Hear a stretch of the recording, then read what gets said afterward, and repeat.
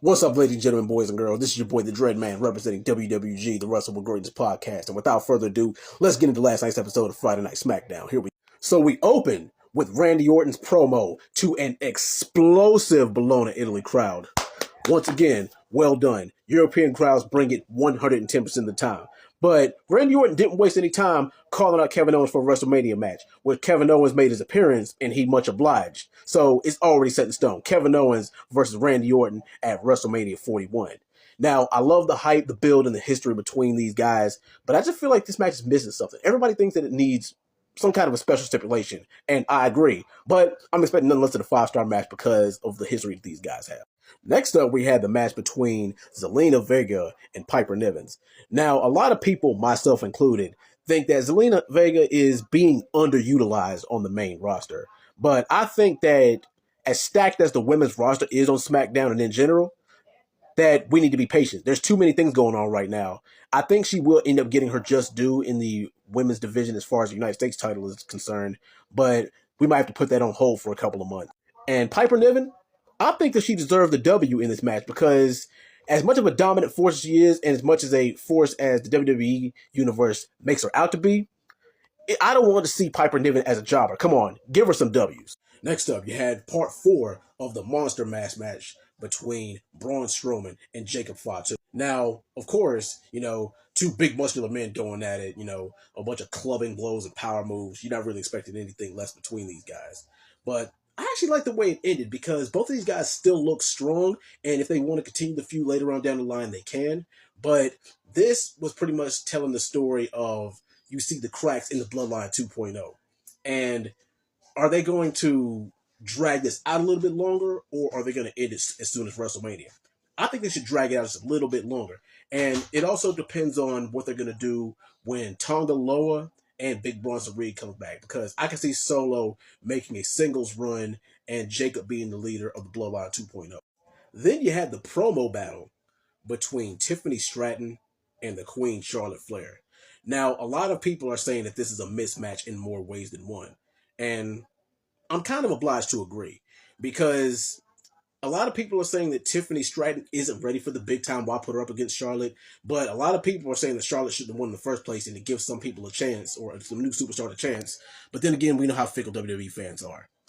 Now, you can argue whether Tiffy is ready or not. But I think that's kind of the narrative that you want to paint in this because I don't think that Tiffany's going to beat Charlotte in a promo battle.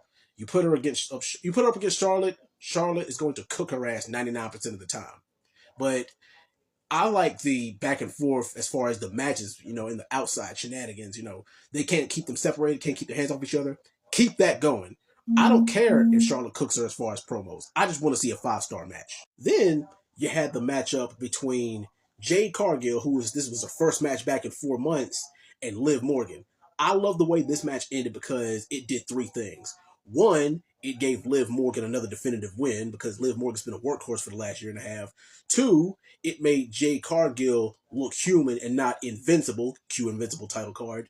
Like she's beatable. And number 3 is that it made Naomi look like more of a heel force than ever. So I'm very interested to see where this is going to go. Then you had the tag team match between Jimmy Uso and Damian Priest versus the former champ Shinsuke Nakamura and Drew McIntyre. Now, these are what you call strange bedfellows. And this is probably the best match on the card for last night because you see some high-flying spots, some power moves, and, you get to see the chemistry of all these guys working together. But the question is how deep are they going to dive into this Damian Priest-Jimmy Uso alliance?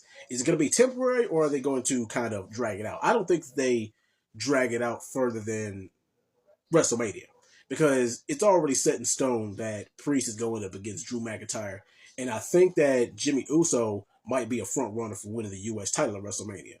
Do they revisit this in a Jimmy Uso versus Damian Priest feud for the U.S. title somewhere down the line later on this year? Hey, I'm all for it. Then you had the tag team match between Legado del Fantasma and Street Profits. Hopefully you guys like my Spanish. And pretty solid tag team match, and it made the Street Profits look like a damn force. And I'm going to say what everybody else has been saying. Give Montez Ford a solo run already.